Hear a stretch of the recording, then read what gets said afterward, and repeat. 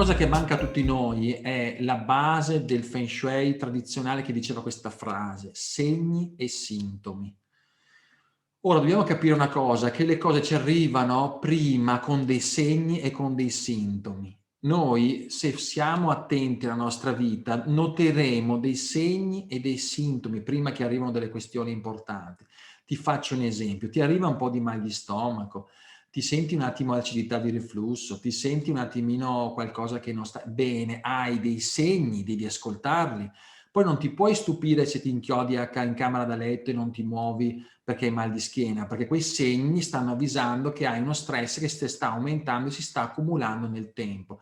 Certo, siamo tutti testoni e diciamo, ma sì, dai, vabbè, come mai che ho questa roba? Boh, non so, vabbè, un po' di stress, ho capito, però era avvertita la cosa. Hai un mal di testa, cefalea, ti va 1 o 2 giorni, non è che arriva il mal di testa così per niente, hai avuto tutta una serie di stress che non hai saputo digerire, segni e sintomi. Se continua così quel mal di testa ti porterà altre concause. Ti può arrivare delle percezioni di non respirare bene, il diaframma è un po' teso, hai alta tensione, questa cosa è un segno, probabilmente il giorno dopo ti arriveranno delle questioni o ti sono arrivate o cose che tu non stai gestendo bene, ti stanno arrivando addosso a ruota, o le gestisci bene o ti arriveranno i sintomi, non più i segni. Allora voglio dire, la vita è generosa con noi perché continua sempre a manifestarci le cose, però sono come tanti piccoli semi che ci passano davanti, no? Attenta, così. Ascolta. No. E noi siamo così, allora, cosa devi fare? Se noi avessimo un attimo di silenzio interiore, no? Perché siamo allenati, quando passa la prima la fermiamo, la guardiamo al microscopio e la ingrandiamo e rallentiamo un po' il tempo, vedresti tutto il suo messaggio. Il messaggero che dice, guarda che sta per arrivare sta roba, devi organizzarti meglio perché ti arriva dopo una...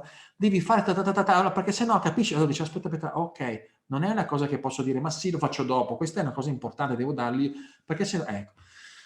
Questa è aumentare il discernimento. Il discernimento è la capacità di vedere ciò che è bene e ciò che è male. Il discernimento porta alla consapevolezza, la consapevolezza porta alla pace. Amen. Allora, questa cosa per tutti noi è fondamentale che ce ne rendiamo conto. Quindi diciamo, è fondamentale che i segni, i sintomi, noi che siamo feng shuisti, non possiamo non vedere che certe cose che succedono hanno delle coerenze, delle volte ti alzi al mattino e già senti che la giornata inizierà in un certo modo, no? Ecco, segni e sintomi, dobbiamo essere più percettivi, ok? Quindi aumentiamo la sensibilità di ciò che sta, i messaggeri ci dicono delle cose.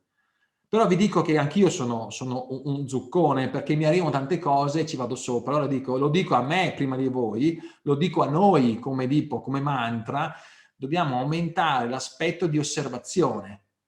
Perché noi siamo natura, siamo sinergia, siamo interazione con tutto, quindi tutto ci parla e noi parliamo a tutto, ma non siamo coscienti.